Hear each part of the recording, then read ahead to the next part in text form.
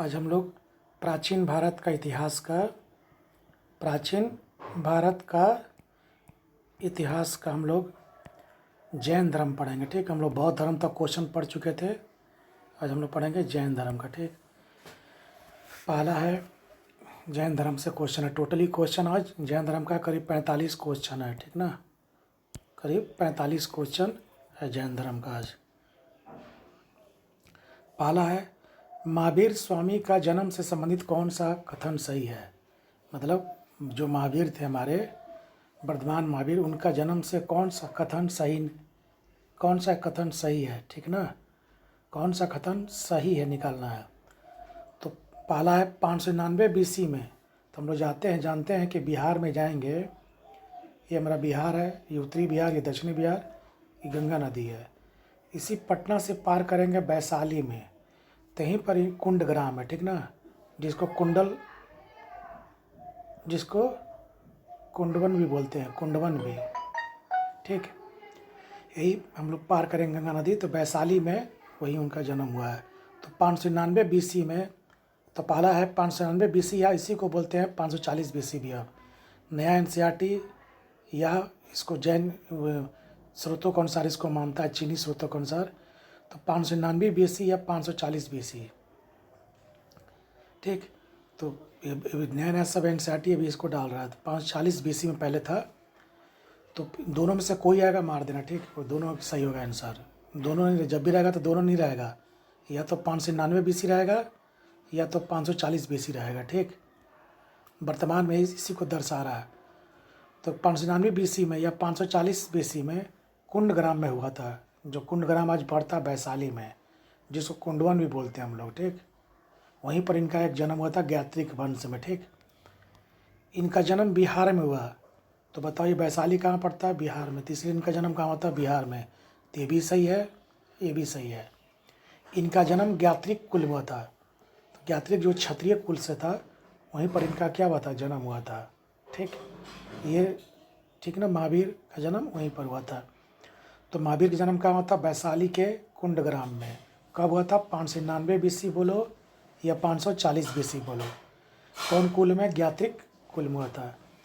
बताओ ये कहाँ पड़ता, बिहार में। ठीक, तो यहीं पर इनका जन्म हुआ था इनका। तो उपयुक्त सभी सही है, यानी सही कथन क्या है, सही है वही। तो ज्ञात्रिक कुल में इनका जन्म हुआ था, फिर क्षत्रिय थे लोग। ठीक, 599 BC में हुआ था इनका जन्म बिहार में। तो इसका आंसर सही है, उपयुक्त सभी सही है। नेक्स्ट, महावीर की मृत्यु से संबंधित कौन सा कथन सही है। महावीर की मृत्यु से संबंधित कौन सा कथन सही है। तो 468 BC में 72 वर्ष की अवस्था में इनकी क्या हो गई थी, मृत्यु हो गई थी। 468 बोलो चाहे 527 BC बोलो, दोनों सेम है अभी। तो बता ही दिए थे कि अभी नया शोध हुआ है। तो 468 BC से में 72 वर्ष की आयु में इनका क्या हो गया था, देहांत हो गया था। तो अगर 599 BC रहेगा जन्म, तो मृत्यु होगा 527। अगर 540 BC जन्म दिया रहेगा, तो 468 BC इसका मृत्यु रहेगा। कितने वर्ष की अवस्था में, 72 वर्ष की अवस्था में। ये भी सही है। मृत्यु राजगीर के समीप पावापुरी में भी थी, ये भी सही है। बिहार में नालंदा में, यहाँ पर राजगीर हुआ था, दक्षिणी बिहार में। यहीं पर इनकी क्या हुई थी, मृत्यु हो गई थी। नेक्स्ट, इनके मृत्यु को निर्वाण कहा गया, सही है बात है। जब मरे थे तो इनके मृत्यु कहा गया था निर्वाण। ठीक, यानी मोक्ष की प्राप्ति कर लेना। इनके मृत्यु मल राजा सृष्टिपाल के राजभवन में हुई थी, ये भी सही है। तो जिस समय जब इनका मृत्यु हुआ था, ठीक ना, राजगीर में जो नालंदा में पड़ता आज, जब यहाँ पर इनकी मृत्यु हुई थी, तो यहाँ पर उस समय राजा था सृष्टिपाल। उन्हीं के दरबार में इनकी क्या हो गई, मृत्यु हो गई। कौन राजा, मल राजा। तो उपयुक्त क्या हो गया, सभी हो गया। ठीक, नेक्स्ट, महावीर का प्रथम शिष्य कौन था। तो महावीर का प्रथम शिष्य था जमाली, जो उनका दामाद भी था। ठीक, तो ये उनका दामाद ही बना था। बाद में दोनों के विचार में मतभेद हो गया, जमाली ने उनका साथ क्या कर दिया, छोड़ दिया। तो महावीर के प्रथम शिष्य कौन थे, तो जमाली थे, उनका दामाद भी थे। उनकी बेटी से इनका क्या हुआ था, विवाह हुआ था। ठीक, लेकिन कुछ दिन के बाद ये उनका साथ छोड़ गए, उनके विचारधारा से इनको तालमेल नहीं हुआ, साथ छोड़ गए। चौथा नंबर, जैन धर्म में गणधर क्या था? तो गणधर का मतलब होता है कि जो जैन जैन जैन धर्म में महावीर के बाद, मृत्यु के बाद 11 उनके प्रिय शिष्य जो थे उन्हीं को गणधर कहा गया है। तो 11 प्रधान शिष्य को क्या कहा गया? गणधर थे, जिसमें इंद्रभूति गौतम प्रथम गणधर थे, जो महावीर के भाई थे। ठीक ना। तो गणधर किसको कहता है? तो कहा था कि जैन धर्म को चलाने के लिए कुछ संघ की स्थापना की थी। उसी संघ में गणधर नियुक्त होते थे, जो उनके प्रिय शिष्य थे, जिनकी जिम्मेदारी थी कि जैन धर्म के विचारों को आगे बढ़ाया जाए। उसी में कुल 11 को प्रधान शिष्य थे, जिनको गणधर कहा गया था, जिनका जिम्मेदारी था कि वो संघ जो है, जो संस्था है, उनको आगे बढ़ाया जाए और जैन महावीर के आदर्शों को आगे बढ़ाया जाए। उसी में पहले थे गणधर इंद्रभूति गौतम, ठीक, जो महावीर के भाई थे। तो इनका क्या प्रधान शिष्य है। जैन सिद्धांतों का संकल्पना प्रथम जैन सभा में किस रूप में हुआ था? तो जैन सिद्धांतों का संकल्पना प्रथम में किस रूप में? 12 अंग में, ठीक है, 12 अंग के रूप में हुआ था इनका। तो जैन सिद्धांतों की संकल्पना जो है, मैंने जैन के जो विचार हैं, सिद्धांत, वो सब किस में है? तो अंग में चर्चा है। कभी कभी लिखता है इसके 14 पूर्वस में भी है, 12 उपांग में भी है, ठीक है, तो ध्यान रखना होगा। तो मेन इसका क्या है? देखो यहाँ पर क्या होगा आंसर इसका, 14 पूर्वस भी है। 14 पूर्वस मतलब पूछता है कि जैन ग्रंथ की सबसे प्रथम संकलन कौन था? तो जैन सिद्धांतों के प्रथम संकलन जैन सम किस रूप में होता था? 12 अंग के रूप में हुआ था, ठीक, मैं नहीं मानना है। और 14 पूर्वस में क्या है कि जैन धर्म के पूरा विचारों का उसमें संकलन है। और 12 अंग की रचना कब हुई थी? प्रथम जैन सभा में हुई थी, जिसमें जैन सिद्धांतों का पूरा क्या है? चर्चा है। तो आंसर क्या होगा? बी। प्राचीनतम जैन ग्रंथ कौन सा है? तो वही 14 पूर्वस है, उसको क्या बोलते हैं? प्राचीनतम जैन ग्रंथ, ठीक ना, उसे बोलते हैं प्राचीनतम जैन ग्रंथ, जिसमें 12 अंग भी शामिल है, 12 उपांग भी शामिल है, संघ शामिल नहीं है। तो प्राचीनतम जैन ग्रंथ कौन हुआ? 14 पूर्वस, जिसमें महावीर के विचारों का क्या है? संकलन है। नेक्स्ट है, तो प्राचीनतम जैन ग्रंथ कौन सा है? तो 14 पूर्वस। तो 14 पूर्वस वही है जिसमें महावीर के पूरे सिद्धांतों का इसमें क्या है? संकलन है। इसी का पाठ है 12, इसी 14 पूर्वस के अधीन आता है 12 अंग, 12 उपांग, संघ का संबंध नहीं है, ठीक ना। तो प्राचीनतम कौन हुआ? 14 पूर्वस हुआ। 14 पूर्वस के अंदर कौन कौन आते हैं? 12 अंग, 12 उपांग और भी सब है। नेक्स्ट, आजीवक संप्रदाय के संदर्भ में गलत कथन चुने।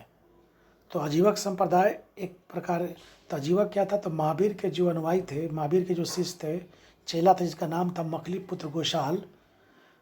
आरंभ में तो उनके साथ रहे, उनके विचारों का आदान प्रदान करते रहे, लेकिन कुछ इनसे भी संबंध विच्छेद हो गया महावीर से। तो इन्होंने अपना एक संस्था बनाया, इसका नाम था आजीवक संप्रदाय। तो इस संस्थापक कौन बने? मखलीपुत्र गोसाल बने, ठीक है। ये गलत। प्रत्येक वस्तु, इस सिद्धांत में कहा गया है, आजीवक संप्रदाय के मखलीपुत्र गोसाल बोले थे कि प्रत्येक वस्तु का भाग्य पर निर्भर, नियतिवाद है। मतलब उस समय ये आंदोलन चल रहा था, कुछ ब्राह्मण धर्म अपना विकास कर रहे थे, बौद्ध धर्म अपना प्रचार कर रहे थे, उसके बाद तुमको ये जैन धर्म अपना प्रचार कर रहे थे। उसी समय बहुत सारे संप्रदाय पैदा लिए जो अपने अपना विचार जनता पर थोप रहे थे। उसमें सबसे अच्छा संप्रदाय बौद्ध निकला साहब, जिसको बहुत लोगों ने अपनाया भी। तो इन्होंने उस समय अपने संप्रदाय के बारे में कहा कि हमारा संप्रदाय कहता है कि ज़िंदगी में जो भी वस्तु है सब भाग्य पर निर्भर है, तुम्हारे हाथ में कुछ नहीं है, कर्म पर कोई मत करो, सब भाग्य पर छोड़ दो, जो तुम्हारे कर्म में लिखा रहेगा वही होगा। तो भाग्य जहाँ वाला पूछेगा कि भाग्य पर कौन बल देते थे? किस्मत पर, तो सीधे मानना आजीवक संप्रदाय। गौसाल बुद्ध के अनुयायी थे? नहीं, किसके अनुयायी थे? महावीर के थे। ये आंसर गलत होगा। नेक्स्ट, अशोक ने आजीवकों के लिए बराबर गुफा दान दिया था, ठीक है। जब ये लोग प्रचार करते थे तो अशोक, सबको पता था कि धर्मनिरपेक्ष था, बौद्ध धर्म होते भी धर्मनिरपेक्ष थे। इन्होंने कहा कि आजीवक संप्रदाय के लिए गया में जाओगे तो बराबर गुफा है, वहीं पर सुदामा गुफा इसी में बनाया हुआ है, कर्ण गुफा इसी में बनाया हुआ है, ठीक है। तो पूछ सकता कि बराबर गुफा में कौन कौन है? सुदामा, कर्ण गुफा है। इसी परंपरा को आगे इनका पोता दशरथ ने भी किया। उसने भी आजीवक संप्रदाय को के प्रचारकों को रहने के लिए नागार्जुनी गुफा दान में दिया, वही बराबरी गुफा के बगल में है। तो एक सबसे पहले आजीवक संप्रदाय के विकास के लिए किसने किया काम? अशोक ने। उसने उनको क्या दिया? आश्रय दिया, बराबर गुफा। उसके पोता ने भी धर्मनिरपेक्षता का क्या दिया? परिचय दिया। उसने क्या किया? नागार्जुनी गुफा दान में किया। ठीक, इसी बराबरी गुफा में 2 गुफा और भी है, सुदामा गुफा और कर्ण गुफा। नेक्स्ट, जैन तत्व ज्ञान सिखाने हेतु संपूर्ण दक्षिण एशिया की यात्रा किसने की थी? तो कहा था है कि श्रीलंका, मलेशिया, इंडोनेशिया, थाईलैंड, इस सब एरिया में दक्षिण एशिया में हमारे महावीर गए थे। ठीक, तो जैन तत्व के यानी जैन सिद्धांतों को आगे बढ़ाने के लिए महावीर ने क्या किया था? पूरे दक्षिण एशिया का लगभग यात्रा किया था, ताकि जैनी के विचारों को आगे बढ़ाया जा सके। नेक्स्ट, जैन धर्म का संस्थापक किसे माना जाता है? तो जैन धर्म का संस्थापक माना जाता है ऋषभदेव को, लेकिन वास्तविक बोलेगा तो किसको मानना है?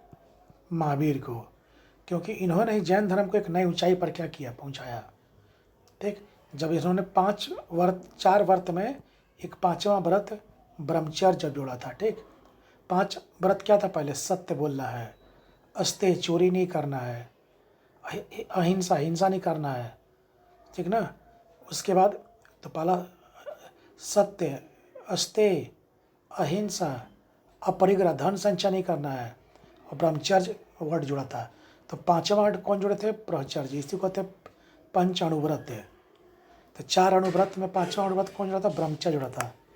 इस ब्रह्मचर्य का काम क्या था कि कोई भी वैसा व्यक्ति ही सत्य बोल सकता है, चोरी नहीं कर सकता है, धन संचय नहीं कर सकता है, जो ब्रह्मचारी हो। एक हम पारिवारिक जीवन व्यतीत करने वाले व्यक्ति से हम 4 अणुव्रत का पालन नहीं कर सकते हैं बढ़िया से, इसलिए इनको वास्तविक संस्थापक आ गया था। क्या जोड़ने के बाद? 5वां आश्रम ब्रह्मचर्य। जैन, तो इसमें कौन हो गया? जैन धर्म का संस्थापक बोलेगा तो क्या मानना है? ऋषभदेव। पहले तीर्थंकर बोलेगा तो क्या बोलना है? ऋषभदेव। 24वें कौन हो गया? महावीर। अंतिम कौन हो गया? महावीर। वास्तविक संस्थापक बोलेगा तो क्या बोलना है? महावीर। जैन धर्म के संदर्भ में गलत कथन चुने। तो जैन धर्म में अणुव्रत की चर्चा है, 5 अणुव्रत बताए हैं अभी।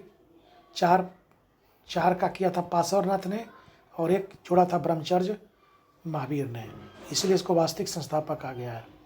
जैन साहित्य को आगम कहते हैं। ठीक है, जैन साहित्य को क्या कहा गया? आगम कहा गया है। ठीक, जैन साहित्य में सयादवाद भी है। जैन धर्म में कहा गया ना कि जिंदगी दुनिया में हर वस्तु के अनेक पहलू होते हैं, और उस अनेक पहलू को तुम अपने सीमित ज्ञान से नहीं जान सकते हो। तो जब सीमित ज्ञान से नहीं जान सकते तो तुम क्या लगाओगे? सयादवाद लगाओगे। शायद है, शायद नहीं भी हो सकता है, उसी को कहा गया सयादवाद। ठीक, अष्ट दिग्गज, तो आपको पता है कि अष्ट दिग्गज जो था ये मंत्री लोग थे, ये परिषद लोग थे। एक अष्ट दिग्गज में 8 दिग्गज लोग। जैसे जाओगे कृष्णदेव राय के समय में तो वहाँ पर 8 गो मंत्री थे, और यही जाओगे अष्ट दिग्गज शिवाजी में तो मंत्री परिषद था। ठीक, तो ये गलत है। पार्श्वनाथ द्वारा प्रतिपादित 4 महाव्रतों में 5वां व्रत महावीर ने क्या जोड़ा था? अभी बताए थे, ब्रह्मचर्य। पहले से कौन चला रहा था? सत्य, अहिंसा, अस्तेय मैंने चोरी नहीं करना है, अपरिग्रह मतलब धन संचय नहीं करना है। 5वां कौन ऐड किया? तो ब्रह्मचर्य। किसने किया? तो महावीर ने। इसी के लिए इनको वास्तविक संस्थापक बोला जाता है, क्योंकि इन्होंने जैन धर्म को काफ़ी आगे ले गया था। नेक्स्ट, जैन धर्म में सबसे महत्वपूर्ण आधारभूत सिद्धांत क्या है? तो जैन धर्म एक बात पर अडिग रहता है, और इसी यही उनके पतन का कारण भी रहा है, अहिंसा। किसी भी हाल में हिंसा नहीं होना चाहिए। जबकि बुद्ध क्या थे? हिंसा के प्रति व्यवहारिक थे। उन्होंने कहा था कि जब तेरी जिंदगी पर बनाए, मतलब तेरी जहाँ मौत लिखी हुई है तो वहाँ तुम हिंसा भी कर सकते हो। और इन्होंने कहा था कि नहीं, हिंसा नहीं करना है, ज़िंदगी मर जाओ लेकिन हिंसा नहीं करना है, हमेशा अहिंसा का ही पालन करना है। तो इनका सबसे बड़ा लक्षण था।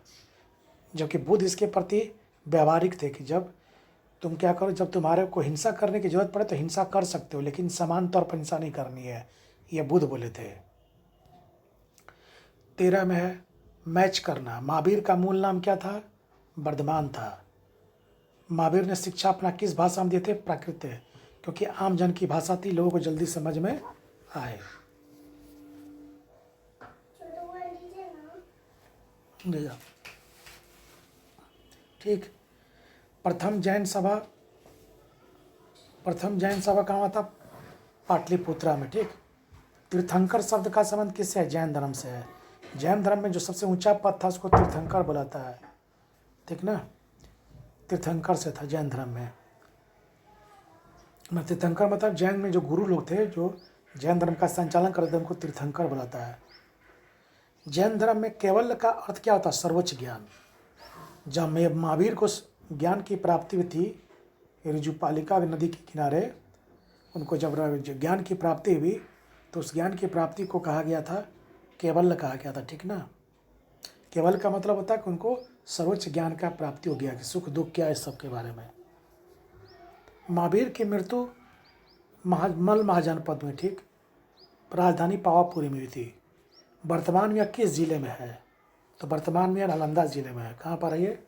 नालंदा जिले में, जो बिहार में पड़ता है। अब पूछ सकता है महावीर की मृत्यु किस राज्य में हुई थी? तो बिहार में। किस जिले में? नालंदा जिले में। कौन सा महाजनपद में? तो मल महाजनपद में। कहाँ पर हुई थी? तो पावापुरी में हुई थी। ठीक है। नेक्स्ट, बौद्ध साहित्य में त्रिपिटक कहा था जैन जाता है, तो जैन साहित्य को क्या कहता है? तो आगम। तो बौद्धों में जो बौद्ध धर्म में जो साहित्य उसको त्रिपिटक कहा गया है।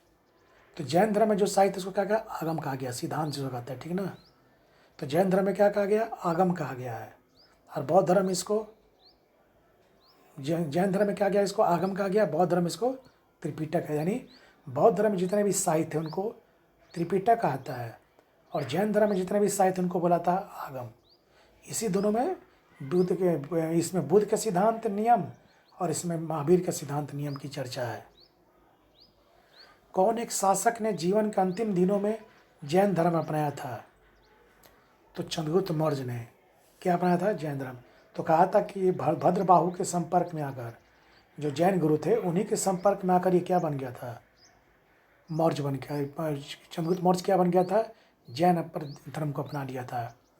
और ये कहाँ गया था? तो कहा था कि 12 बरस का जब अकाल पड़ा था मगध में, जहाँ पर राजा यहाँ का चंद्रगुप्त मौर्य था, तो उसने क्या किया? वो भद्रबाहु के संपर्क में था। उसका दरबारी धर्मगुरु कौन था? भद्रबाहु। लेकिन उस समय वो जैन धर्म नहीं अपनाए थे। लेकिन तभी उन्होंने क्या किया कि भद्रबाहु के नेतृत्व में उस कर्नाटक के शरणबेलगोला में गए और यहीं पर उसने अपने आप को जैन धर्म में दीक्षित कर लिया और यहीं पर बहुत बड़ा मंदिर बनाया है, जैन मंदिर। ठीक। और यहाँ पर कहा था कि जैन धर्म का दक्षिण में प्रसार करने वाला राजा ही था। कौन? चंद्रगुप्त मौर्य। और यही शरणबेलगोला में बाद में अपने बेटे बिंदुसार को शासन सौंपकर रिटर्न हुआ है। फिर दोबारा अकाल खत्म होने के बाद और यहीं पर सलेखन क्रिया द्वारा मर गया। सलेखन मतलब अपना शरीर प्राण सब त्याग देना। तो पूछ सकता कौन सा एक शासक था जो सलेखन क्रिया द्वारा मरा, यानी जैनी परंपरा के अनुसार मरा। सलेखन मतलब क्या होता है? जिसको मरना होता है, जैनी में परंपरा था। अब सुप्रीम कोर्ट ने इसको ख़त्म कर दिया 2011 के बाद, इस रूल को। तो उसमें लिखा गया क्या? उसमें कहता क्या जैनी परंपरा में कि जिसको भी जैनी परंपरा में मरना होगा वो क्या करेगा कि वह अन्न पान जल सब छोड़ देगा और क्या धीरे धीरे करते करते क्या होगा? 10 दिन 12 दिन के बाद उसका शरीर खत्म होना शुरू हो जाएगा और मृत्यु को प्राप्त कर लेगा। तो एकमात्र शासक जो सलेखन क्रिया द्वारा मरा, इसमें अन्न मल सब त्याग देना होता है, चंद्रगुप्त मौर्य था। दक्षिण भारत में प्रसिद्ध जैन केंद्र कहाँ है? तो श्रवणबेलगोला में है, जहाँ पर इसने दीक्षा ग्रहण किया था। कर्नाटक में पड़ता है ये। नेक्स्ट, त्रिरत्न की अवधारणा का संबंध किससे है? तो त्रिरत्न बौद्ध धर्म में भी है और जैन धर्म में भी है। तो उपयुक्त में से एक से क्या हो जाएगा? अधिक। बौद्ध धर्म में त्रिरत्न है बुद्ध, धम्म और संघ। और जैन धर्म में है right faith, right action, right knowledge. Right faith मतलब सच। राइट फेथ में क्या? विश्वास करो, यानी महावीर पर विश्वास करो। राइट एक्शन मतलब क्या होता है? सही काम करो। राइट नॉलेज में क्या होता है? सही ज्ञान रखो। और ये सब किसके पास है? तो महावीर के पास है। तो बौद्ध धर्म में त्रिरत्न क्या था? बुद्ध, धम्म, संघ। और महावीर में क्या था? जैन धर्म में right action, right faith, right knowledge. तीसरे इसमें हो जाएगा 1 और 2, ए बी और बी बी। नेक्स्ट, जैन धर्म के प्रथम और द्वितीय तीर्थंकर कौन थे? तो सबको पता है ऋषभ देव और अजितनाथ थे प्रथम और द्वितीय तीर्थंकर, ठीक। और 23वें 24वें कौन थे? पार्श्वनाथ और महावीर थे, ठीक। पार्श्वनाथ और महावीर। पहला और 22वां कौन था? ऋषभ देव और अष्टनोमी। 23वें कौन थे? पहला और 22वां आ जाएगा, 22वां 23वां और 24वां, और पहला और ये हो जाएगा 23वां। तो ऋषभ देव और कौन? अजितनाथ जो थे वो क्या थे? प्रथम और दूसरे तीर्थंकर। जैन एवं बौद्ध आंदोलन में निम्न में से किसका विरोध हुआ था? तो ब्राह्मण विरोधी लोग थे। इनका कहना था कि ब्राह्मण जो कर्मकांड पर बल देते हैं और रीति रिवाज पर, इससे शूद्रों को नीचा स्थान मिल रहा है, ऊंच नीच का भेदभाव हो रहा है, कर्मकांड करने से बहुत सारे पशु बैल की हत्या हो रही है, ये सब नहीं होना चाहिए। इसीलिए क्या हुआ इसमें? तो उन्होंने मेन बल दिया था ब्राह्मण की रीति रिवाज और कर्मकांड पर बल दे रहे थे कि इनका विरोध किया जाए। दोनों का यही मकसद था। महावीर एवं बुद्ध दोनों ने किस शासक के समय उपदेश दिया था? तो बिंबिसार के समय।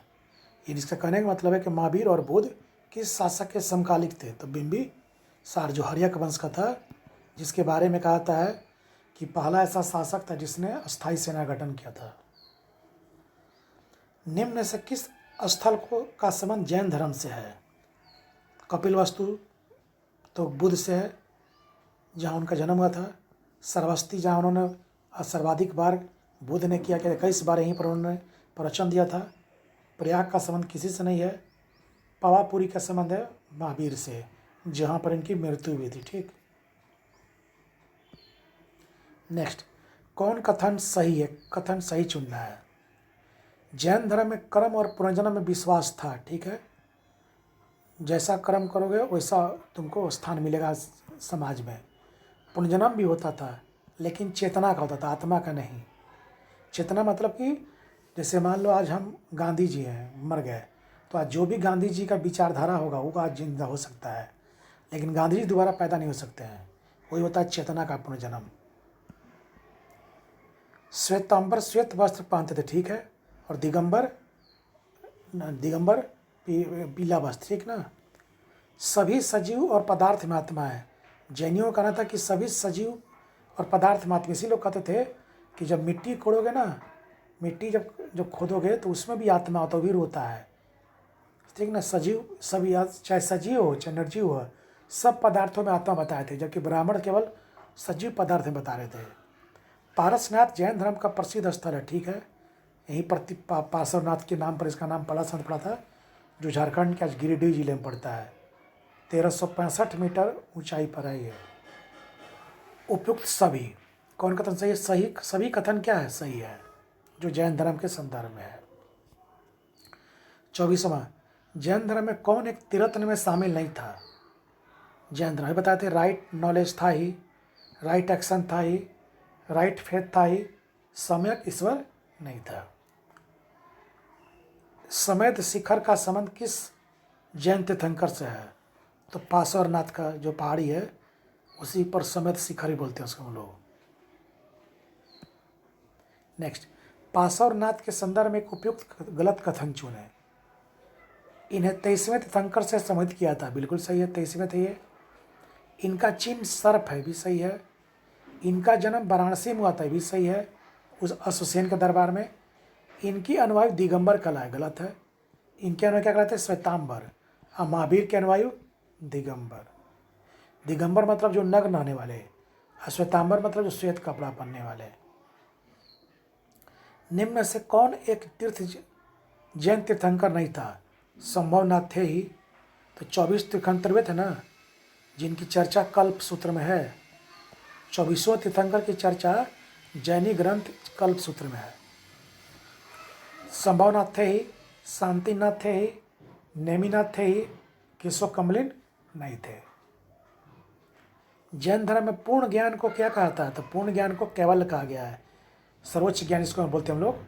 पूर्ण ज्ञान बोलो या सर्वोच्च ज्ञान, ये तब होता है जब मनुष्य सिद्धि करने के बाद काफ़ी हट करने के बाद उसको जब पूर्ण ज्ञान की प्राप्ति हो जाए तो उसको संपूर्ण ज्ञान बोलते हैं। यानी इस दुनिया के सत्य के बारे में उसको पता चल जाए, तो उस ज्ञान को केवल बोला गया था। त्रिरत्नों के अनुसरण करने से कर्म का जीव की ओर प्रवाह रुक जाता है, उसको संवर बोलते हैं। मतलब त्रिरत्नों का अनुसरण करने से, यानी right faith, right knowledge, right action, मतलब सही ढंग से काम करोगे, सही विश्वास करोगे महावीर पर या उनके विचार पर, सही कर्म करोगे तो कर्म का जीव की ओर प्रवाह रुक जाना संवर कहलाता है। मतलब जो जीव का ओर प्रवाह, कर्म का जीव की ओर प्रवाह क्या कहलाता है?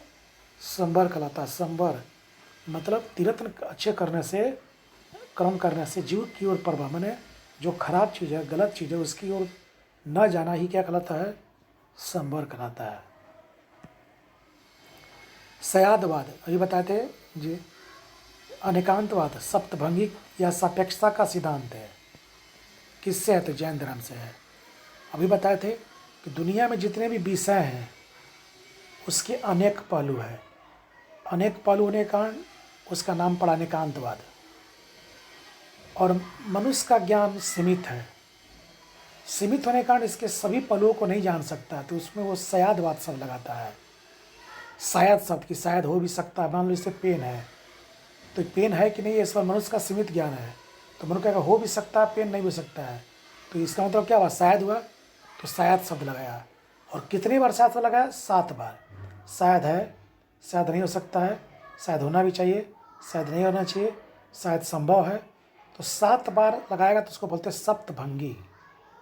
इसी को बोलते हैं सापेक्षवाद, यानी एक दूसरे पर टीका होना। तो किससे जुड़ा हुआ है? तो पहले आएगा अनेकांतवाद, फिर शायदवाद लगाएंगे, फिर 7 भागों में बटा हुआ है। ठीक, इस सारा की जगह जैन धर्म जुड़ा हुआ है। जैन सिद्धांत के अनुसार सृष्टि की रचना में योगदान किसका है? तो जैन सिद्धांत कहता है कि जो विश्व का संरचना हुआ उसमें जीव और अजीव है, माने आत्मा और परमात्मा है। व्यक्तिगत आत्मा उसमें है, सार्वभौमिक आत्मा नहीं है। व्यक्तिगत मतलब स्वयं का जीव है। सब व्यक्तिगत रूप से क्या हुआ? जीव की सृष्टि का निर्माण हुआ है। सार्वभौमिक विधान है। सार्वभौमिक मतलब क्या? सभी के लिए एक अलग, सभी लोगों के लिए सार्वभौमिक, सबके लिए एक रूल है, विधान है। उसी विधान के अनुसार सबको जीना यहाँ पर है। तीनों घटना को लेकर के कहता है सृष्टि की रचना में योगदान है। मतलब जीव और अजीव है तभी सृष्टि बना हुआ है। हर जीव में व्यक्तिगत आत्मा होती है तो व्यक्तिगत हुआ है। सार्वभौमिक विधान है, जो रूल बना हुआ सबके लिए है।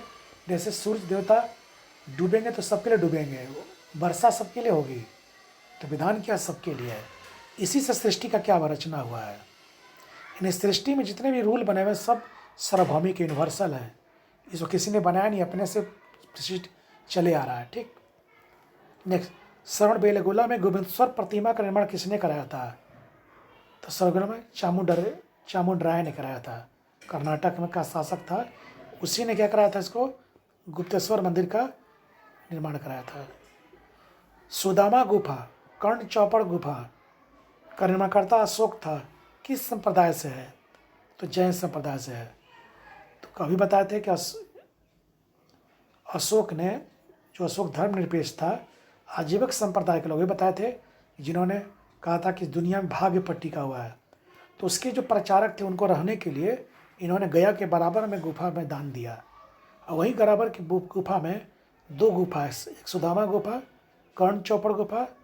इन दोनों गुफाओं को आजीविकों के लिए रखा गया था। और किसने दान किया था? अशोक ने। नेक्स्ट, समाधि मरण या सलेखन क्रिया का संबंध किससे? अभी बताए थे जैन धर्म से है। अभी बताए थे कि सीएम इसी द्वारा मारा था, और पहला और अंतिम शासक था जो सलेखन के द्वारा मारा। बताया था अभी हम पीछे टॉपिक में।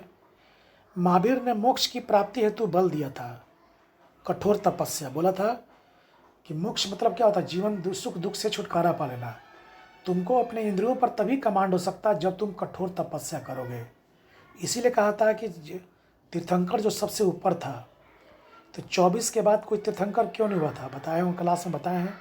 क्योंकि आचार तक जाते जाते इतने कठोर, जैसे नीचे पहले शिष्य थे, शिष्य से तुमको प्रतिपद थे, फिर तुमको आचार्य थे, फिर तुमको तीर्थंकर थे। मैंने शिष्य से लेकर आचार्य तक आते इतने कठोर तपस्या का पालन करना था कि लोग यहाँ तक आते थे, कहते थे कि अब हमसे कठोर और नहीं होगा। और जो उसके बाद भी कठोरता का रूल फॉलो कर लिए वही तीर्थंकर कहलाते थे। ठीक, तो महावीर ने मोक्ष की प्राप्ति तो किस बल दिया था? कठोर तपस्या आप करोगे, तुमको सुख दुख से प्राप्ति छुट्टी मिल जाएगी, यानी अपने इंद्रियों पर कमांड पालोगे, तो माया मोह से बंधन से मुक्त हो जाओगे, तुमको कुछ दुख ही नहीं होगा फिर तुम। तो जब दुखी नहीं रहोगे, सुख दुख नहीं होगा, तुमको मोक्ष की प्राप्ति हो गया। जैन धर्म के संबंध में एक गलत कथन चुने। दक्षिण भारत में जैन धर्म का प्रसार आचार्य भद्रबाहु ने कराया, ठीक है। यानी चंद्रगुप्त मौर्य शासक पूछेगा तो मौर्य मारना है, चंद्रगुप्त मौर्य, और आचार्य पूछेगा तो भद्र बाहु।